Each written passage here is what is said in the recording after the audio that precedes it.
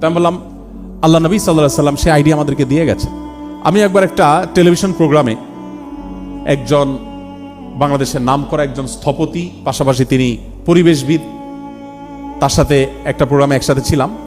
তো আমার পালা যখন আসলো, আমি পরিবেশ নিয়ে কিছু কথা বলার যখন সুযোগ আসলো, আমি পরিবেশ সম্পর্কে কয়েকটা হাদিস শোনালাম।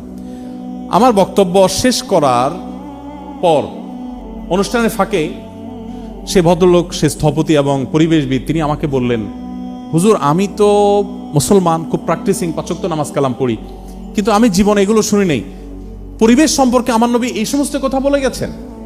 এখন এই পর্যায়ে এসে ফ্যাক্টরি রেভলিউশনের পর যত্রতত্র কলকারখানা করে কালো ধোঁয়ার মাধ্যমে, কলকারখানার বর্জ্যের মাধ্যমে গোটা পৃথিবীকে বাস অযোগ্য করে তোলার পর এখন পৃথিবীর সবচেয়ে বেশি বাজেট হয়ে থাকে পরিবেশের জন্য।